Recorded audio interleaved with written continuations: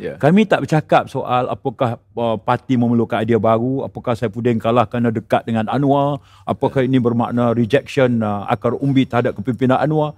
Kami dah move on dah daripada situ. Macam mana Yang Berhormat boleh kalah dalam pemilihan timbalan Presiden PKR? Apakah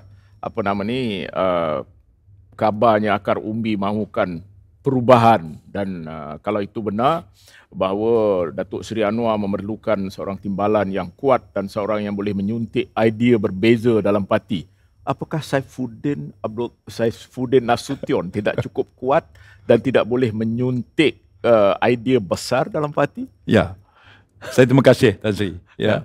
Perlembagaan Parti Keadilan membenarkan pemilihan dibuat. Ya. Sebab kami parti demokrasi. Okey? Ya. Dan kemudian parti buat pemilihan. Ya. Untuk jawatan timbalan boleh pilih seorang saja. Ya. Antara saya dengan Rafizi. Ya. Ya, yang saya anggap sebagai adik. My good brother betul lah, kenal lebih 20 tahun. Ya. Okey. Apa pun ulasan orang di luar satu bab. Ya. Yang jelas Tan Sri, lepas pemilihan itu Rafizi diumum pemenang. Saya kemudian diletak semula sebagai Setiausaha Agong. Pelantikan parti sudah pun diumumkan. Kami dah pun turun ke gelanggang. Dah pun turun ke bawah menggerakkan program.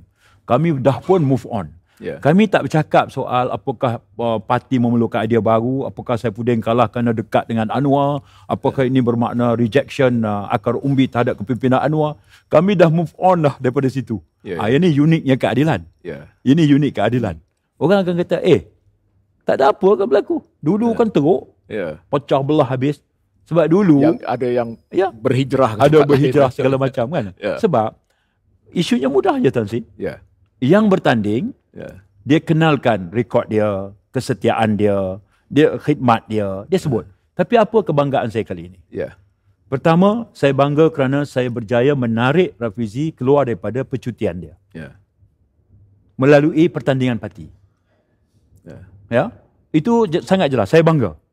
Yang kedua, saya bangga kerana but at your expense. Doesn't matter. Yang paling penting bukan Saifuddin. Yang paling penting keadilan dengan tema keadilan untuk semua, pembelaan rakyat. Itu lebih penting daripada Saifuddin. Saya ingat itu betul-betul daripada domer saya. Saya bertuah Tan Sri sebab apa? Kegembiraan saya dua, saya kata, saya berjaya menarik Rafizi daripada bercuti. Sebab Rafizi menulis kepada saya bahawa dia bercuti. Dia menulis kepada saya. Mohon untuk memaklumkan tentang bercuti. Jadi, kita kena hormat. Baik.